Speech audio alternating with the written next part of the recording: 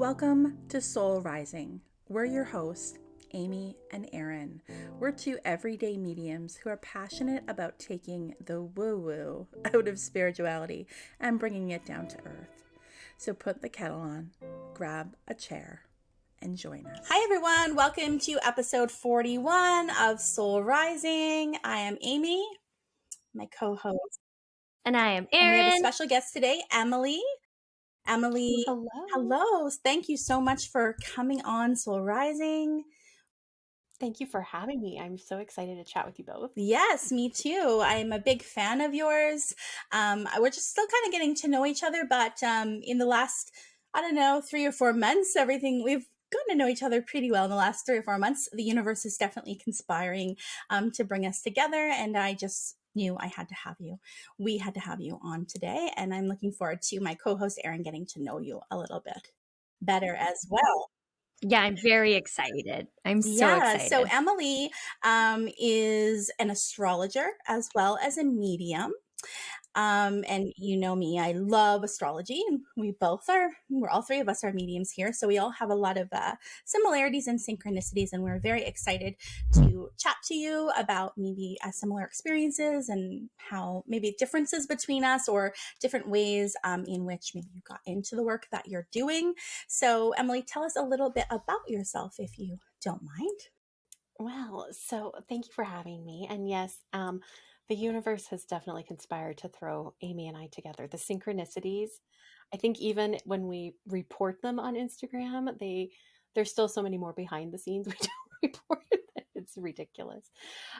So my name is Emily. Yeah, I live in Colorado, down in the States, and I'm a developing medium and an astrologist, Akashic Records reader, all those good things. I'm already 45, so I feel like I'm old to this game in some ways. I started developing in my late 30s and sort of finding my intuition and my path and getting clear about the exciting things that seem to drop in my pathway.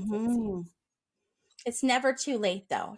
Are you one to believe in divine timing? So your late 30s was the time that you were meant to jump into that? Yeah. Totally believe that. Me too. Yeah. I was in my late 30s as well. It's like about 37, 38 when things started for me. Yeah.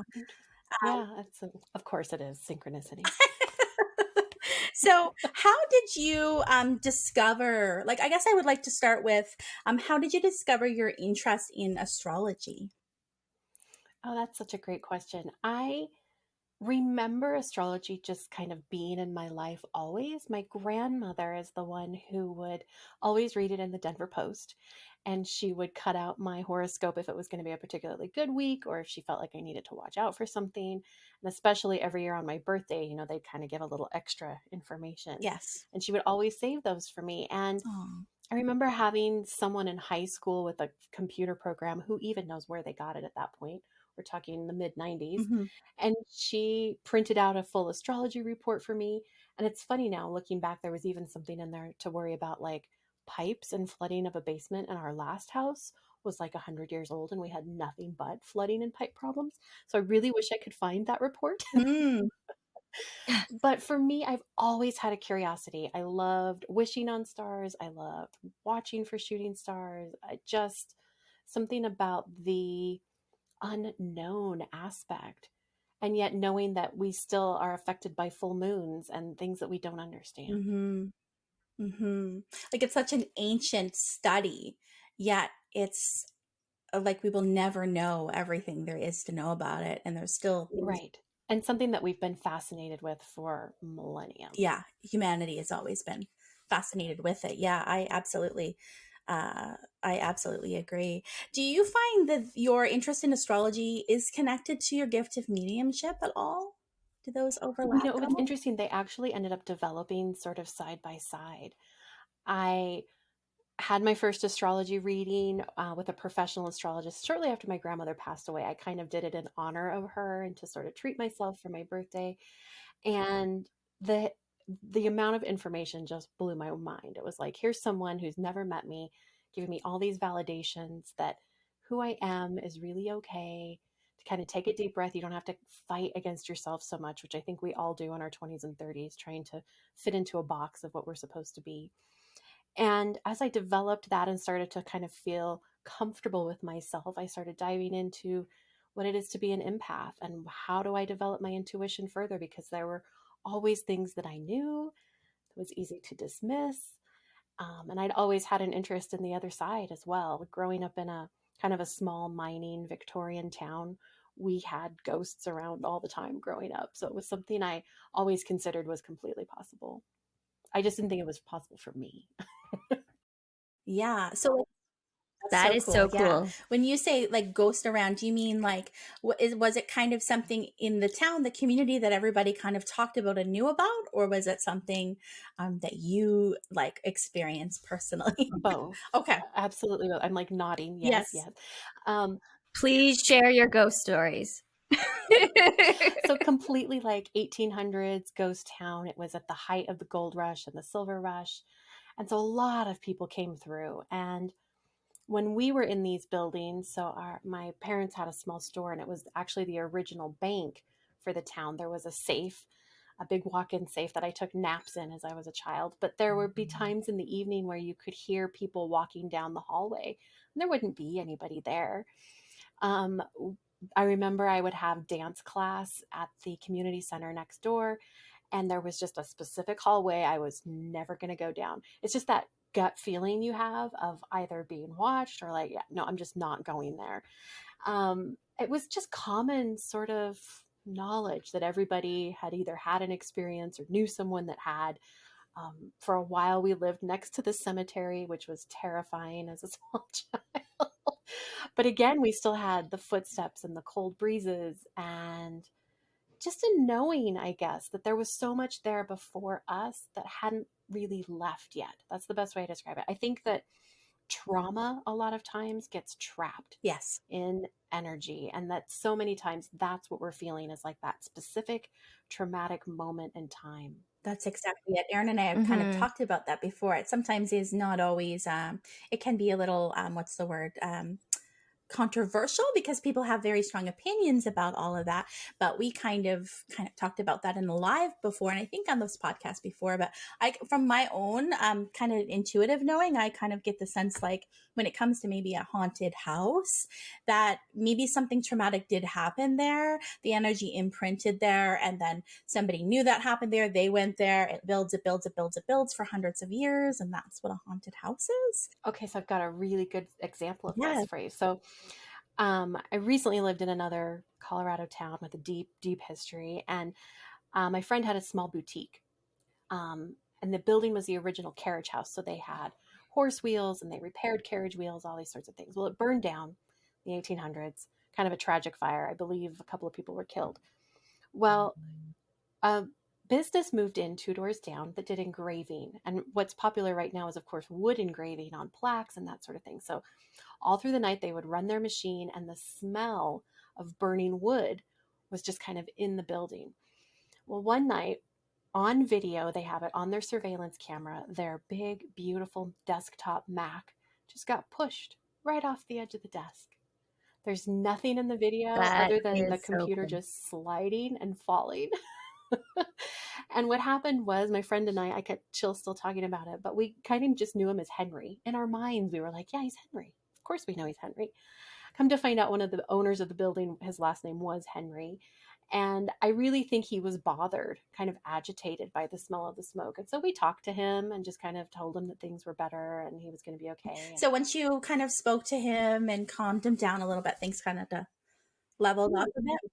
yeah, really, Mm. a lot of the things sort of subsided and he didn't cause any more broken computers and things. But yeah, that video went all over the insurance agency while they tried to figure out if they were going to cover it or not.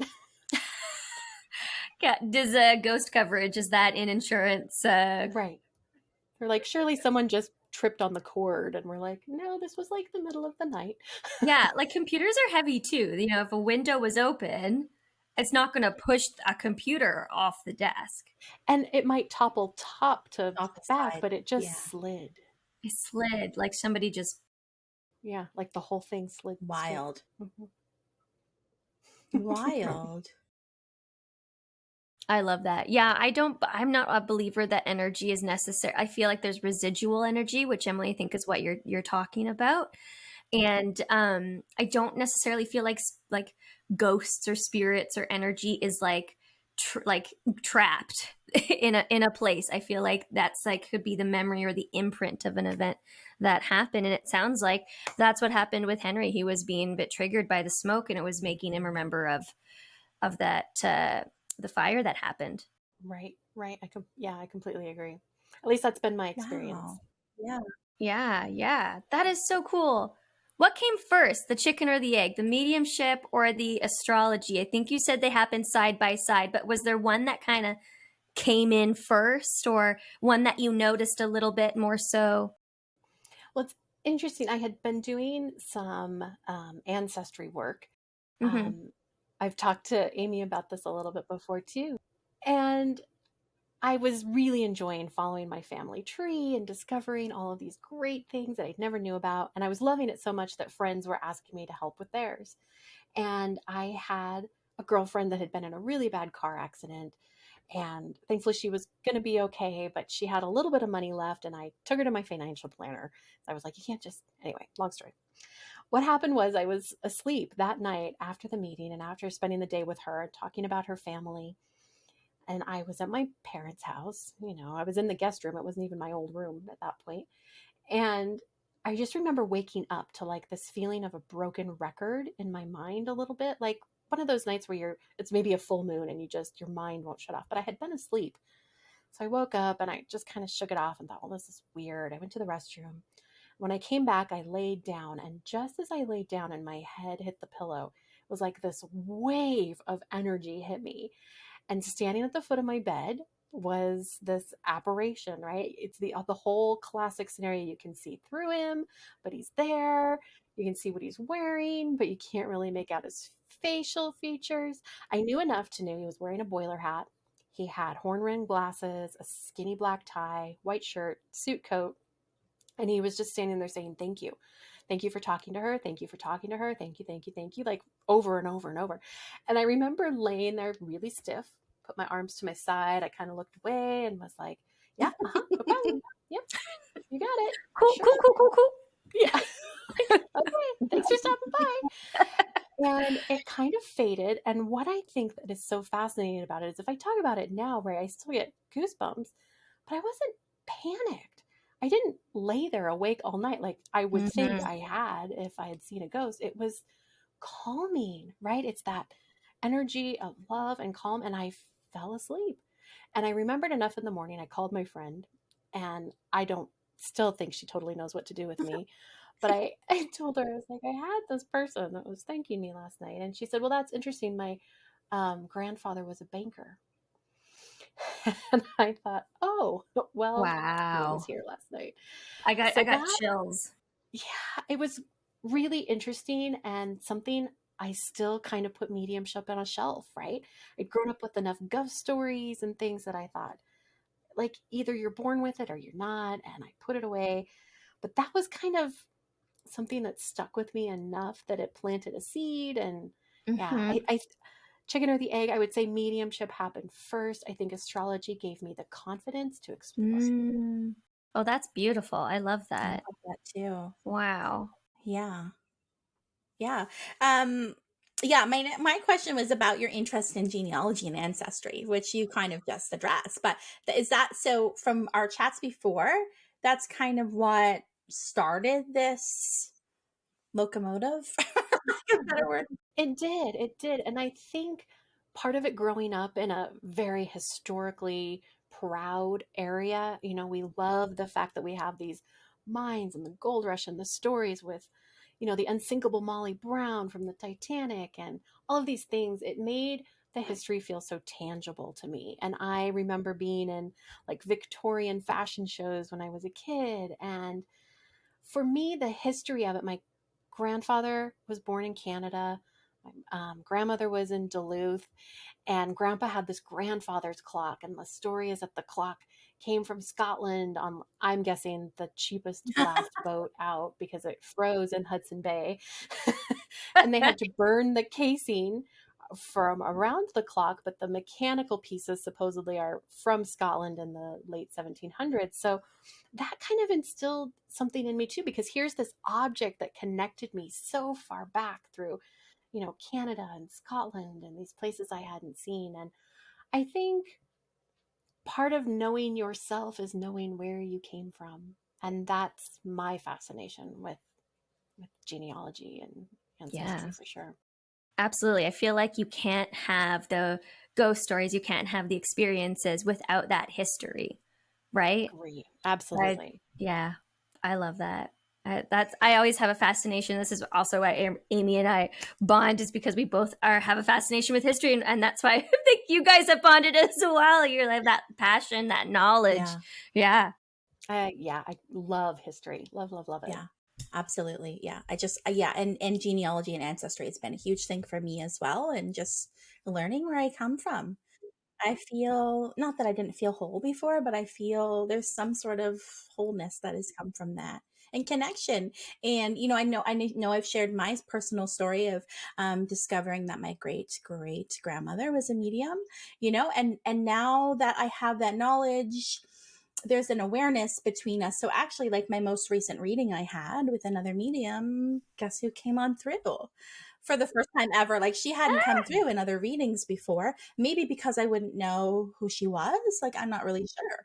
Because I don't know about you guys, but I find sometimes in readings, like more often than not, the person the client is hoping for will come in, like without being asked very often. But once in a while, especially lately, I've had like the person that the spirit person that the client wants to come in, not come in their own. It's like they want to be invited. And I've had that late recently. It's like a pattern, and it never happened before. And it's just interesting to me. I don't know why, but I was curious if you That's interesting. I've had that almost this whole year. I felt like they kind of come in clusters in a way and want to recognize the people that they're bringing with them, their parents or yes. their grandparents. Yeah, I don't know if it's connected to like the movie, what is it, Coco, where you're only forgotten or you only pass on the other side when you're forgotten. But I think there's something interesting to that. The idea that their connection to this plane is through our memories and through that energy. I don't know, something to think about.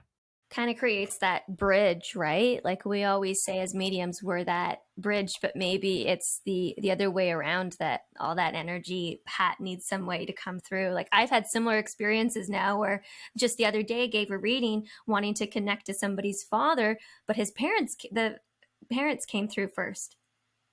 And then dad stepped through, which I thought was really interesting. And I had to acknowledge grandma and grandpa, and then yeah, then dad came through, and I thought that's really cool. So I definitely agree. I've had similar experiences in this past year. I wonder if Yeah. others, Well, yeah. we'll find out, listeners, developing mediums, if you're experiencing that too. It'd be interesting to hear from you. Let us know. Put in the comments. Yeah, I think it would be really interesting to find out. And I think anyone who's interested in exploring their ancestry or their genealogy, even if you only go one or two generations back, it helps you to understand why decisions were made that and landed Mm, and ended up where you are, right? It puts those puzzle pieces together. Why am I here? Why am I doing what I'm doing? Okay, there's some background story to this that maybe you didn't know about. Yeah. yeah, Yeah. I Isn't it agree. amazing too? Because I did two past life readings today. They've come in a clump. And actually, the last one I did this afternoon, I said something very similar after we finished the reading to my client. And I said, isn't it amazing when you think about, all these past lives that have led to where you are now? And then on top of that, all the ancestral lineage of how many people had to come together and how many situations had to happen for you to exist right now. Like, if you think about that, it's mind blowing. Yeah, because we had like past life stuff come in, but also some ancestral stuff come in, and they were really overlapping. And so just think about that, like the Yeah. puzzle of who you are. And have you ever noticed in your background that you'll find like a cluster? Like we always have birthdays like in April and May, or we always have birthdays in like In your family, you mean? there's like these clusters that travel. So for Yeah. me personally, I think I shared this with I don't know if I shared this with both of you or just one of you, but did I tell you guys the story of how when I was doing my ancestry, I discovered that, especially on my maternal grandfather's side, that in every generation for about a 400 to 500 year span, there was an Amy and an Abigail. And my name's Amy and my daughter is Abigail. And I didn't know that like when I Yeah, named my that's daughter, but they're either sisters, they're mother and daughter, or they're mother-in-law and daughter-in-law. And then I recently did some ancestry discovery with my father's side. That was previously kind of a question mark, and discovered that there is a Aunt Abby, that the paternal grandfather was, his mother was Amy, and then there was another sister named Amy, and I'm like, what are the odds? So that's a cluster in my family for sure. It's fascinating to me how the names have traveled like that, and it doesn't seem like it's been intentional always, because like I said, it can be mother-in-law, daughter-in-law, or like, for me, I learned after the fact that I was named after that grandfather I'm speaking about, his favorite aunt who had passed away in her 30s. So I was named after her, but I had no idea that her mother was Abigail. And then I named my daughter Abigail. That's the thing. Without having that written record or something, there's no Had way for no you. idea. It wasn't until my grandmother, because my grandfather had dementia, Alzheimer's, and he met Abby once, but he was, towards the end of his life, and dementia had taken over, and so he met her, and he was like touching her foot and stuff. And I remember my grandmother in that moment said, "He would have loved that you named her Abigail. Did you know?" And I said, "No, nobody ever told me that." Yeah, yeah. It was a full circle moment. What about you, Erin? Do you find clusters in your family in some sort of? You know what? I haven't done any genealogy really, like to know enough. I just know that there's a lot of December birthdays, for sure. Me, my uncle, my brother, my dad, not my brother, sorry, my uncle, my cousin, my dad, we all have December birthdays. Mm-hmm. Yeah, and my dad and my cousin, his nephew, they both have December 2nd That birthdays. blows my mind. See, when I was growing up, of like my immediate family, but also my extended family, I was the only winter baby. I'm January. Everybody else was like summer and September, a couple spring, but mostly that time of year. And I was the only winter. Then I met my husband, who's December. Then we had our daughter, who's February. Then we had our other son, who is February. So it's like, created my own. Yeah, there we go. Okay, not alone Yeah, anymore. yeah, it's Yeah, funny, eh? yeah, I know. But all this conversation is making. I always say this. I think every podcast we talk about ancestry, that I have to do it. I got to do it. Yeah, that's going to be, I think, my speaking of December. Interesting, because see, that's where I tie back into then astrology, because I really practice and believe in evolutionary astrology. So the idea that our stars have dictated multiple lifetimes. And one of the things they talk about, like if you're a Leo in this lifetime, chances are you had it a little rough last time. And they're kind of giving you a break this time and saying, go have some fun. Take it easy. Things are going to be a little more lighthearted for you. Not to say that every Leo has an easy life. I don't mean that, but the very idea that they're meant to know that this life is finite, and that it's important to fill your days with things that make it happy and joyful. And so I think it's interesting when families kind of get pockets of zodiac signs, and like, what is the Yeah, evolution that the family is going through right Yep. now. I love that. And sorry, how did you discover? Because I had never heard about evolutionary. That's what it is, right? Evolutionary astrology. Never heard about this. How did you come across this? What about, I guess, evolutionary? I guess you just sort of described it, but what about it stuck out to you that you were like, this is my jam? Yeah. It's so interesting, because I think astrology, it can be taught in ways that make it feel really overwhelming and complicated. Mm-hmm. There's angles and planets and houses and all these things. And when I was researching and trying to learn and find more out, I really stuck with the elements. To me, that is the basic system. Once you know fire, earth, air, and water, how it affects the signs, what that means, then it's a building block system. You can sort of put the next layer of that together. And so as I was going through the Element series, I stumbled on Stephen Forrest, and he's an amazing astrologer from, he was really his heyday. His biggest books were written in the 70s, but he's released a series here in the last few years that are all about the elements. He's got the Book of Fire, the Book of Earth. It's fascinating, right? I think the way he describes, so let's talk about fire for a second. Fire is this idea of passion and like that moment where we that primal need to do something, whether it's survival, whether it's the need to explore or learn or to create, whatever it is, it's that primal burst of energy that kind of gets us up in the morning. And then earth comes along, and earth is this idea of sort of making it real. It's the combination between our spirit and our physical body and making something happen. I always tell a joke that, you know, if you had a Taurus, a Virgo, and a Capricorn together, how would you determine how they're different? That's us. Well, I'm Capricorn, Taurus, but I'm a Virgo rising. So there you go. Okay, this is why we need Virgos in our life. Okay, so the Capricorn, the Taurus, first of all, would start off and say, you know what we should do today? We should watch the sunset. Like, let's go to the top of a peak, like, have this beautiful Taurus moment, right? It's beautiful, it's earthy, it's all of these things. And Capricorn is like, heck yeah, let's do it. Like, I'll hike 3 mountains to get there. It doesn't matter how long it takes. And Virgo's going to be like, yeah, are you guys packing snacks? How about some shoes and a flashlight?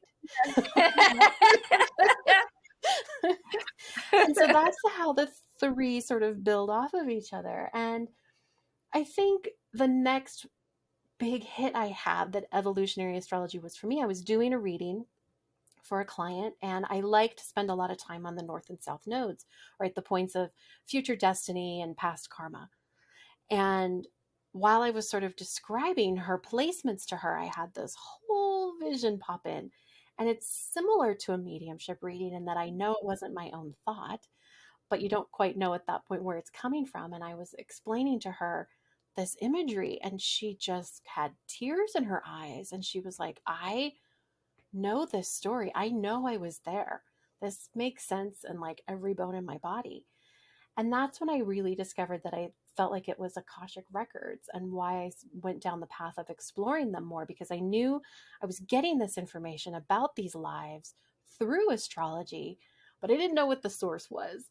And whether it's Akashic or whether it is just connecting to the divine, to higher consciousness, it's the idea that I can at least pull out those details and make some sense of things that you can lean into or let go of in this lifetime. Yeah. Wow. Emily, I feel like I have like a zillion questions for you.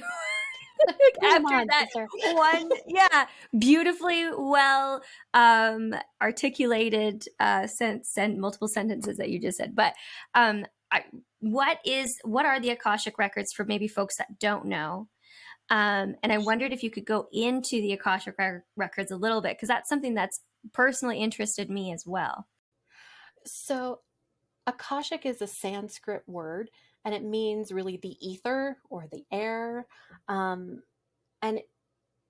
in that religion, right, we have all 4 elements, but we also have the air, the invisible, the ethers that we don't understand. And so Akashic is the term for that air, that ether space. And I think generally most mediums connect into that space in one way or another, whether it's through psychic, when we know we're feeling it from like the person in front of us.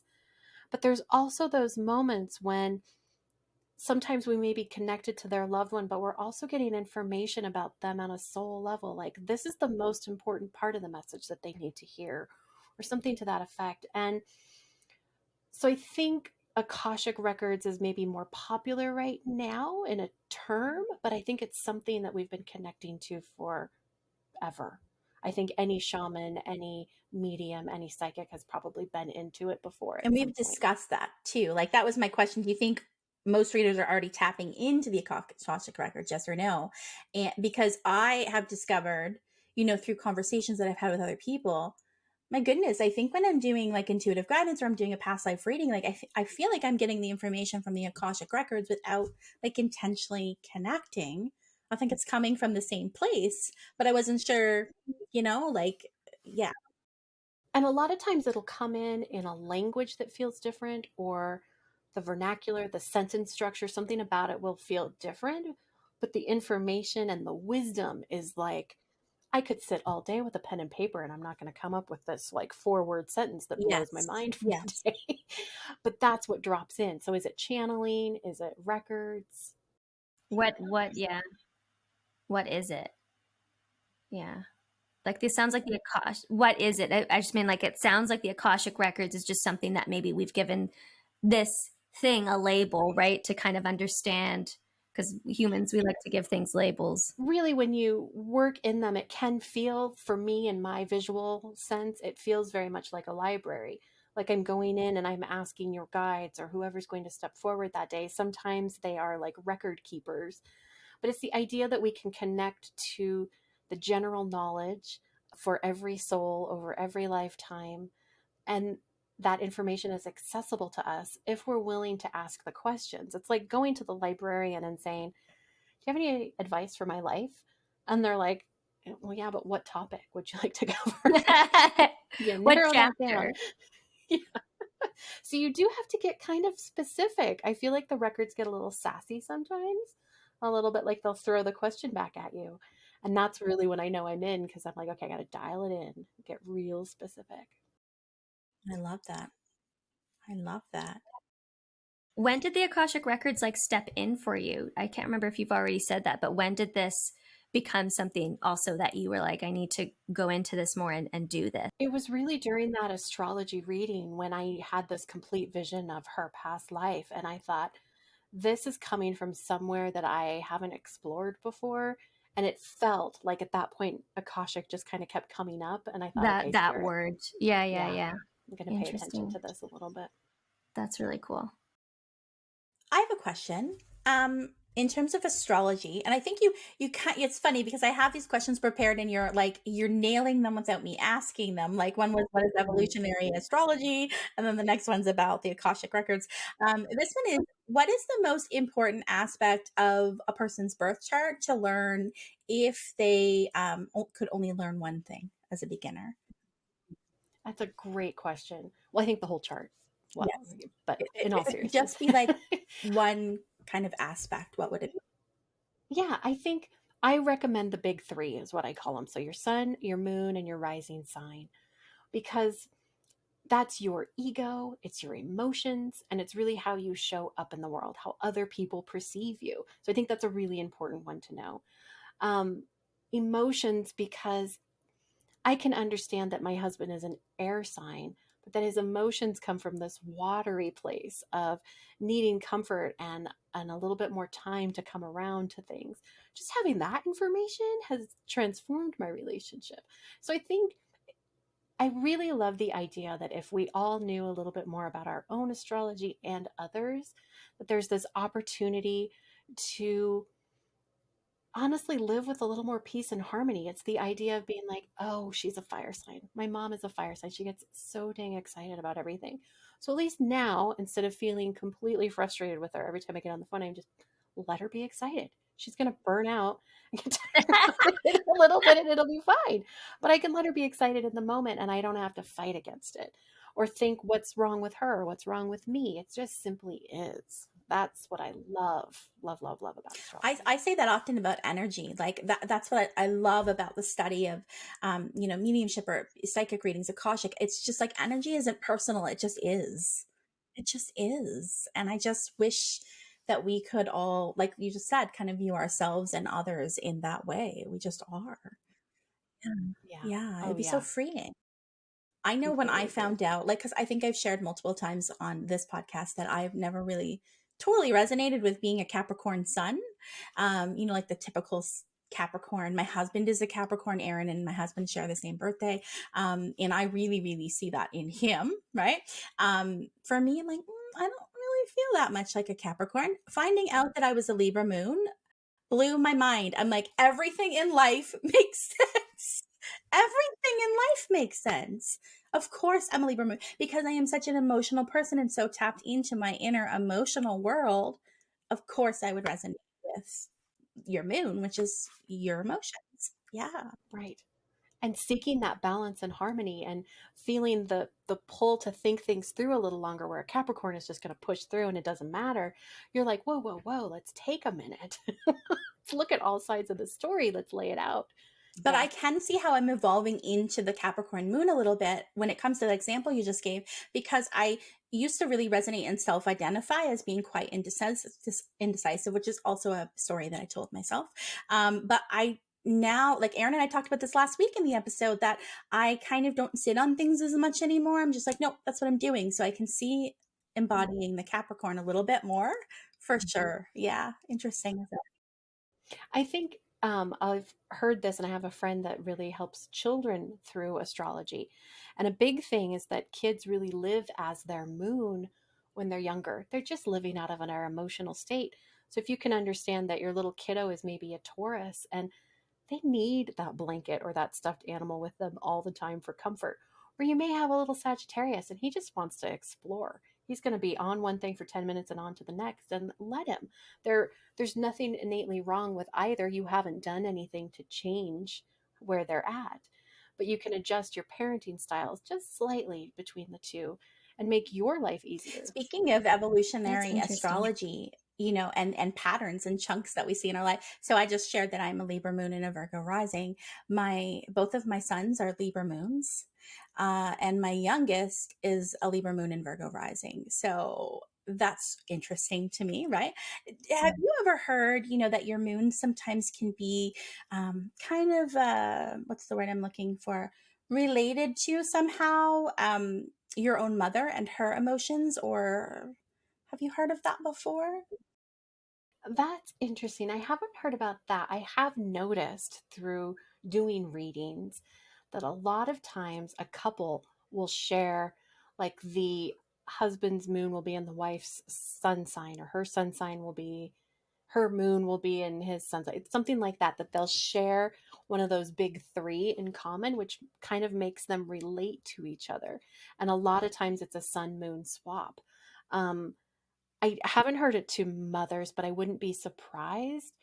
Although, and somebody asked, well, are there signs that should never get married or never have relationships? And I don't buy into that at all. I think we all have a chart that's as unique as a fingerprint and a snowflake. And so to say, forget it, like Cancers and Gemini should never marry, that's ridiculous. There's plenty of relationships out there that prove it otherwise.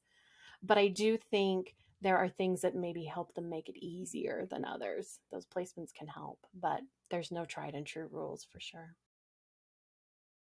Yeah, that's interesting. Because as you were talking, I was thinking about like, well, what about the people? And I feel like sometimes I fall into this category. Like, I'm all Capricorn, my sun, moon, rising, I'm a Cap. But there's certain elements of me that I'm like, I don't know if that totally fits with me.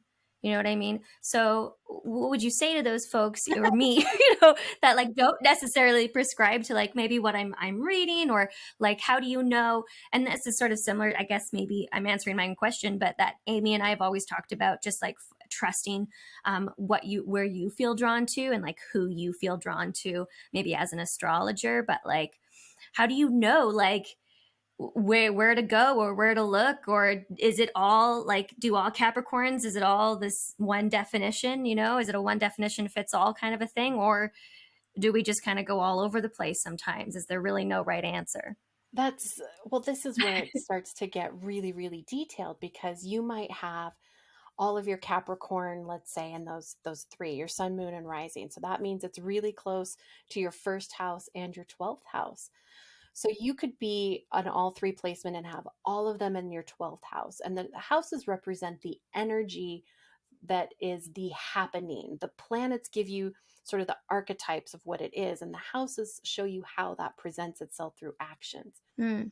So in the 12th house, you're really dealing with this realm of spirituality and higher callings, but of understanding that there's an overlying bigger purpose here than just the day-to-day tasks. Where if you've got it in your first house, let's say all three of those are in the first, you're going to be moving from a place, not, I hesitate to say selfish, but it's from a place of putting yourself first, worrying about your own needs before the group. And so just those two differences are going to make Capricorn horoscopes widely different. You could have your sun in all sorts of different houses, right? There's 12. You've got 12 different combinations there. And that's where fine tuning it gets really interesting. And it is important to connect with the astrologer and see what kind of readings they're doing. Are they based on romance and love? Are they career astrologers? Are they looking at your soul's journey? Are they looking at, what major aspects are coming up that you need to pay attention to in the next 10 years? Things like that. It's important to research them.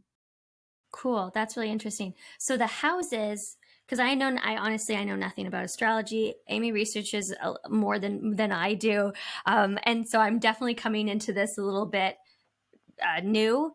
I'll put in quotes. I know I'm familiar with it, but so would you say, like, if not necessarily if you don't necessarily resonate with that sign at that moment, would you then you would look to the houses to see like where you're at? There's two parts of that. Yeah, you either Okay. aren't resonating with the person that wrote the horoscope and Right. their Yeah. interpretation. Yeah. Or yeah, you've got planetary aspects that are playing a bigger part in your chart. So if you didn't have all three so close, I would say look to your rising sign as an option to maybe what you're feeling more of at that moment. Um, Without getting into the bigger planets, it's important to know, like, is there a full moon in your sign? Is there a new moon in your sign? Is there something pulling against it? Is it in the opposite sign? A lot of times that'll bring out the tension of the shadow. If you are, let's say, a Virgo right now, is the season we just moved into today, the opposite is Pisces. So there's this idea in Virgo where we have to get our to-do lists done before we can sit down and read a book and let our mind escape. Whereas Pisces, on the other hand, is going to be hanging out there, wanting to read the books and think about the bigger thoughts and worry less about the day-to-day tasks. So there's the balance, the pull back and forth between the two. So if you know that you've got that much Capricorn, look across the chart to see what's in Cancer. Is there something pulling it there for you? Okay, cool. Thank you. Yeah. In other words, I should just get a reading with Emily I'm going to for get my one too. astrology. And you guys should too, for sure. Yeah. Okay, good. Noted. We'll do it together, then you guys can Yeah. support each Yeah. other. When you were talking about Virgo Pisces, I'm like, she's talking about me because I've got my risings in Virgo and I got 5 planets in Virgo. I'm also a Virgo North Node, Pisces South Node. So you just described my whole life. I need to do and get organized, but I'm like, oh, let's sit back and read a book and research astrology all day, right? Like I want to do what I want to do. But I also know that North Node is kind of like that mountain you came here to climb, right? They are. It's really asking you, like, okay, these are your South Node are the things that you know Yeah. without knowing. It's the fears you have that you don't understand, but it's also that innate Yeah. knowledge that Yeah. you just know what you know without knowing how you know it. And what we're asked to do is to lean into the unknown, to explore what's the flip side of that. Can I release some of those comforts and barriers and extend myself into something that I maybe haven't tried before? And the fact that my North Node and then and the rising and all those other planets are in Virgo, would that like kind of be extra important for me in this lifetime? It's like really pulling you that way, whether you want to or not. Yeah. Sometimes people will have their sun opposite, their sun will be with their South Node. And they're supposed to go in this completely different direction with the North Node opposite. And it feels very foreign. Like, how am I supposed to manage this when I'm literally being pulled against myself? And I don't say that in a way of like, just forget it, give up, you can't trust yourself. I believe we incarnate with those nodal placements multiple times. Anywhere from, I've had from 1 to 6. And it just depends kind of where you are on that journey. It might not take somebody 6, it might be 3. They might live both extremes and then kind of nail it on the third. But you never know. You never know. And it's important to not live your life by the rules of astrology. We have 100% free will, right? This is just, I feel like it's telling someone what your basic operating system is. Are you a DOS? Are you a PC? Are you a Mac? Are you Linux? Like, let's understand what kind of floppy disk you need and how we can make this better. And then you can embody that, relax into it a little bit. And then your decisions are made from a place of comfort instead of kind of flailing in a way. Yeah, I also just like there definitely seems to be some um like comfortability and just like a sense of like kind of feeling at peace, or it sort of feels like it's more self-reflection, more of that like inner knowings, work that helps us as people. And when you have that a different perspective or that understanding, it can help you see things from such a different lens. Absolutely. And so many times I'll have someone say, I don't know that I'm shocked by my reading. Like, I feel like you just confirmed and validated all the things I Yeah. questioned about myself. You know, Yes.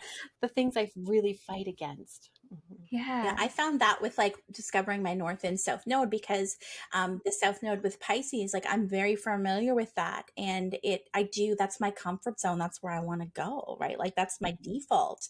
And I used to often kind of criticize or judge myself like, oh, like maybe you're lazy, or why do you just want to do what you want to do? Like maybe you're selfish, like, or why do you always want to escape and avoid?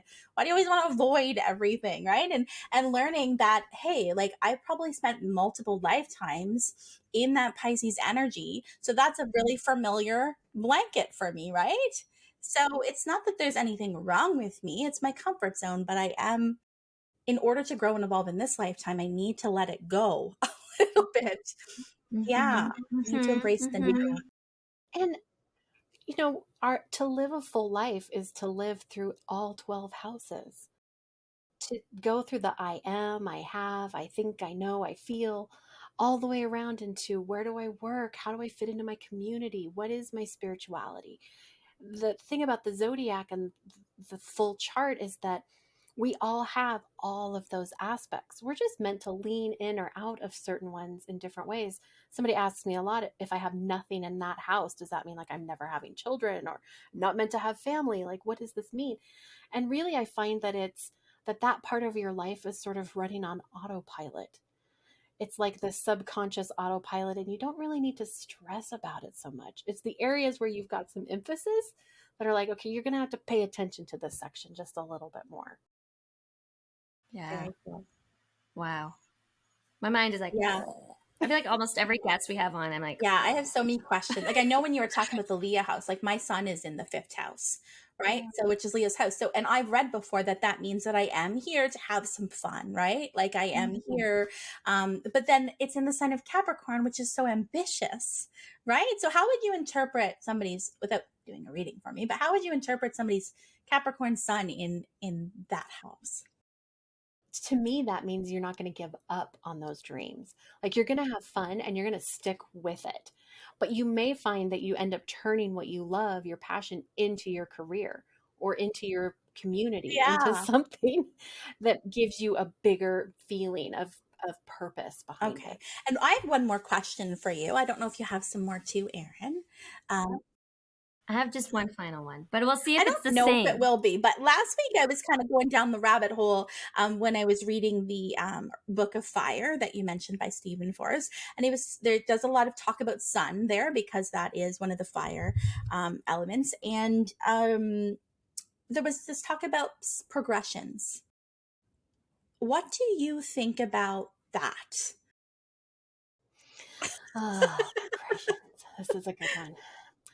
So, okay, here's a little fact that's going to blow your mind about astrology. There's two types, there's tropical and Yes. sidereal. And in the Western world, we practice basically tropical. It's the way in which our houses are built, not physically, but the zodiac houses. And the idea that we actually aren't mirroring where the constellations are in the sky right now. Why is that important? Well, we've known about tracking the constellations and connecting them to the zodiac. There's literally a cave in France, the La Salle Cave. There's 17,000 years old where we were tracking the constellations. Now we're moving through space constantly and things are shifting. And so the myths and the creation stories behind these zodiac energies are important. That's where the history and the stories, it's the knowledge that comes forward through these. Where they are in the sky isn't necessarily as important as the information that they're getting passed through. So, okay, In tropical, that means that at 0 degrees, every spring equinox is always going to be Aries season. Whereas in a sidereal, they're going to say, okay, it used to be 0 degrees, but now we're going to make some mathematical adjustments and it's a little off and it's, 14 degrees, da da da da. I don't know that, well, I know that neither is wrong or right. They've developed side by side through time. But Ptolemy, the Greek, spent countless years studying at the library in Alexandria all of these ancient astrology writings and teachings from Sumer and Babylonia. And he's the one that developed the system that said, okay, we're going to not go the mathematical way. We're going to go this tropical way. We're going to base everything on the amount of light and dark that's in the sky.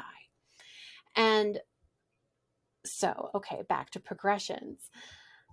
I think you can look at them and make them work.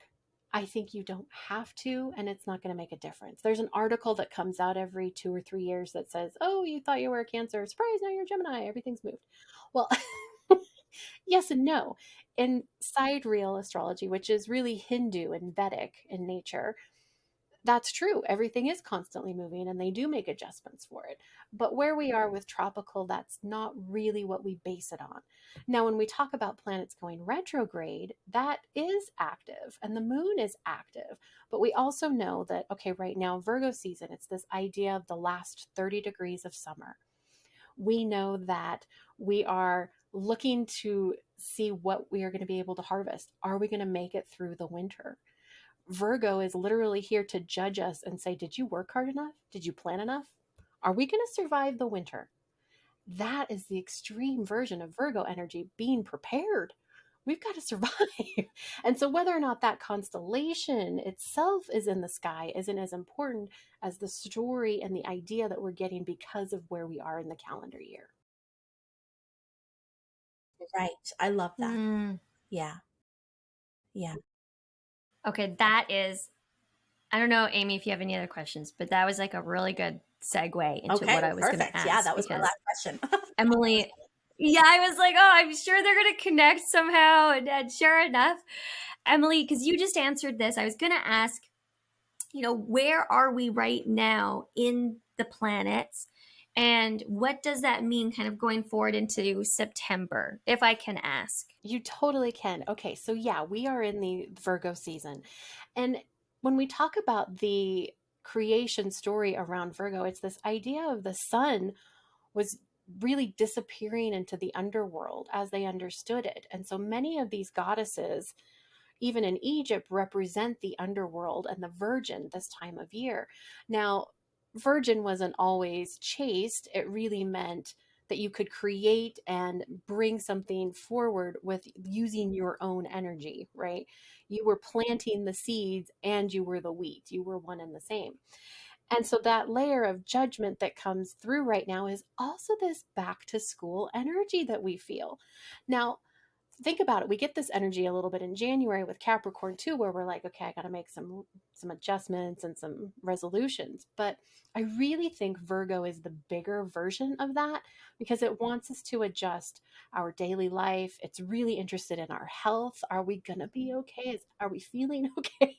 All of these things come up right now. And so instead of kind of fighting it and thinking, oh, my summer bubble has been burst, I'm not going to have any more fun for the rest of the year. Instead, lean into it and say, okay, I could do a fall cleaning on the house. I could empty the pantry. I could make those doctor's appointments I've been putting off, buy a new to-do list, and kind of pull myself back together for a minute so that I will make it through the winter, so that I will survive the darkness that's coming and bring out the hobbies that I maybe do indoors instead of outdoors, that idea. We are going to have 6 planets in retrograde in September. Now, we have the outer planets usually in retrograde in the fall. Anyway, that one's not quite as heavy. It's that slowdown this time of year where we feel like we're kind of rethinking everything we did at the beginning, revisiting some of those ideas. But we're having Mercury in retrograde, and we're already in the shadow period right now. We're recording this on the 22nd, and we hit shadow period on the 20th. So it's little hiccups. And Mercury loves Gemini. That's where it's its happiest. And it is in Gemini right now. So we're getting a little extra energy, just all of these things kind of pulling on us that where our communication is going to be struggling, where we are going to really need to rethink contracts, details, emails, any place where you are putting your word out or your energy, your communication out, double check it. It's just a great time to kind of go back and revisit, re-examine, reevaluate. All the words I always say are retrograde. Wow. Yeah. I feel like, okay, there was something that happened. Oh, okay, literally when you were like, before you said back to school, because you were talking about something else, and I was like, yeah, because I've been literally thinking about, do I do a master's degree? And you were like, back to school, and I was like, okay, yeah, we're totally there. We're there. We're so there. And even the communication part, like Amy, I don't know about you, or even Emily, if you feel this way, but my communication's definitely being tested. And I feel that I'm having to like make sure that I'm very clear in my communication with people as well, because there's been some miscommunication that's happened. Absolutely. Yeah. Yes. And it's interesting. We're going to have kind of this conflict for a while now. We've also got Mars just moved into Gemini. And so there's that action and aggression for a little bit, and it's going to be there Yeah. clear into next year. So it's the idea that we want to do things quickly, but we're maybe not communicating it in the clearest way. So if we all, just take a deep breath. Take a deep breath. That's interesting to me because I literally have been feeling like, and I know I'm so sorry, I want to be aware of your time as well. We could go on for hours, but I've been so aware that like I need to do things now so that I can put boundaries in place for the future. And that's something that I feel like, I don't know if you guys agree, but that's been coming through from spirit to be like, you need to communicate, you need to like get it out there now, because in the future it's going to bite you in the butt. And that sounds like it's very in I sync think with. astrologically too, we're in this pull really until about 2026. It started in 2020. And we are truly being tested. The first test was to slow down and not all of a sudden get everything our way. And then we could get it all our way. And we were like, well, maybe I don't want it that way. Maybe that's too fast, too much. And this year is the year of the lovers, right? 2022 is in tarot is the year of the lovers. And I really think it's the idea that we need to determine what we love. What can we let go of? Do we need to be on Facebook all the time? Do we want to go out all the time? Or are we happy at home? Or maybe we aren't and we need to go out more. Whatever that balance is, it has to be individual. It can't just be running a million miles an hour all the time because that's what we always did. Yeah. We're really being asked to slow down and re-examine all aspects of our lives going forward. I've definitely felt that energy from 2020. Like I remember channeling like a 2020 kind of forecast and things coming in, but I like didn't know at the time, right? Like what it was meaning, but I was, just about, and actually I think I brought it up until the end of this decade, right? Like getting closer towards the end, felt like what was coming through was about, basically that the foundation under our feet was crumbling, like old ways, old narratives, old belief systems were not supporting us anymore.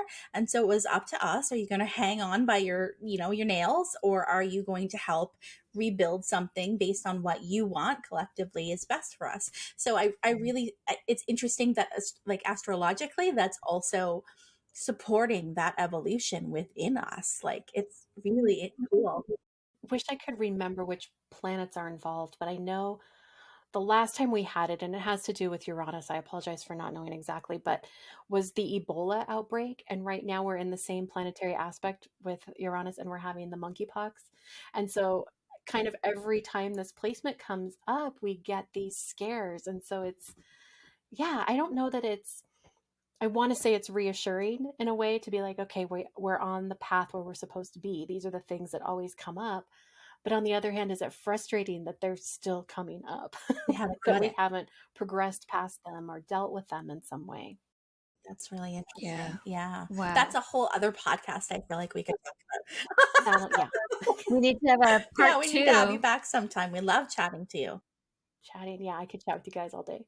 Yeah, I have to tell you, like, I honestly, really and truly, I was one of those people that, like, I just felt like astrology was like, like it's there. It's not really for, like, I don't feel anything. But having this conversation with you, I genuinely mean this, has definitely broadened my perspective on astrology. And I am just like, yeah, I just feel like it's definitely something worth exploring. And now I'm going to do a bunch of Googling and going down the rabbit hole. And I might find you down there, Amy.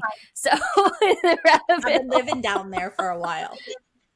You know what's funny too is it kind of reminds me, like when you were talking about like parenting and with kids and that kind of stuff in their sign, it was reminding me a bit about human design. Now, does human design have an astrological connection, right? Like when you look at the side of your human design, the planets are there. Yeah. It does. So it's I Ching, Yeah. chakra, gene keys, astrology. There's so many pieces involved. And it does. It's interesting. It not only deals with your birth chart, one side, I think it's the black planets and numbers and things in your chart are when you were born.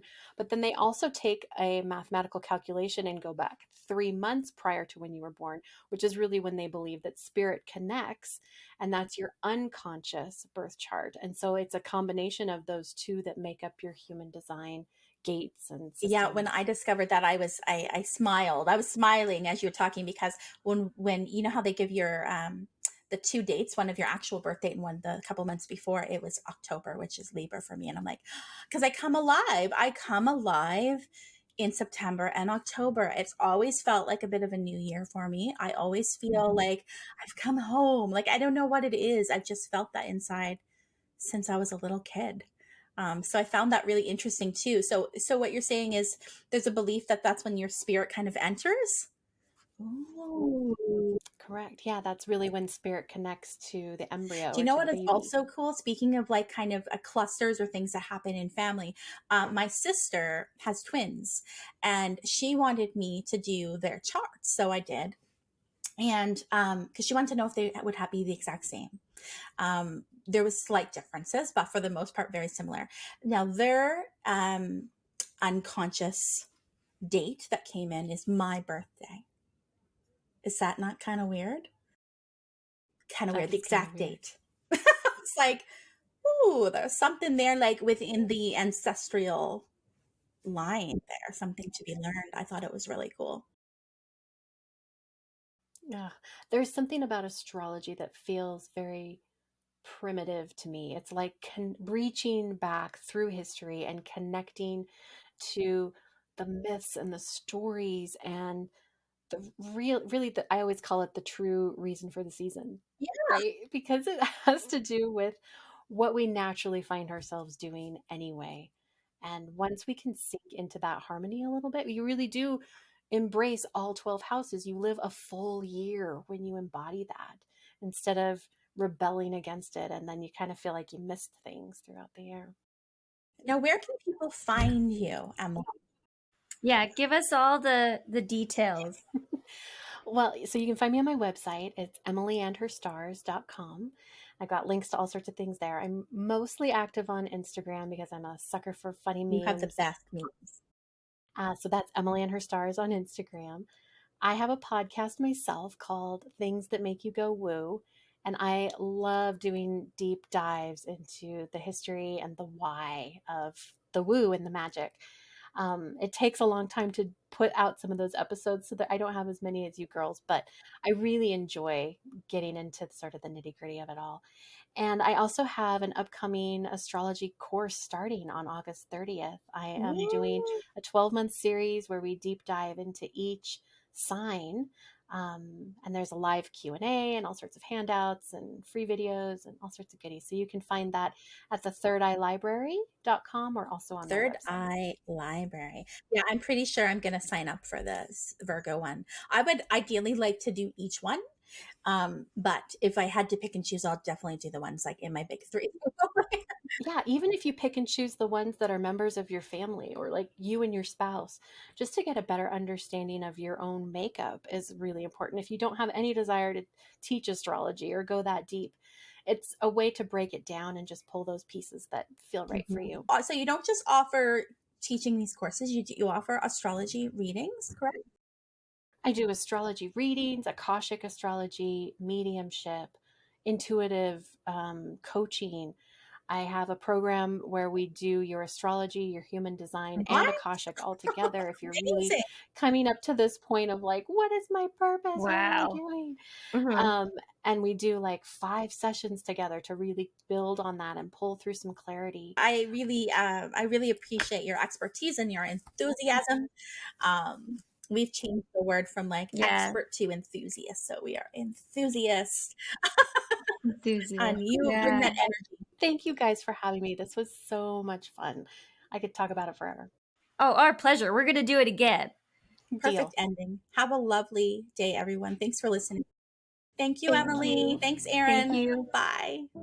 If you like what you're hearing, don't forget to give us a 5-star review on Apple Podcast and tune in each week as we dish on all things spiritual.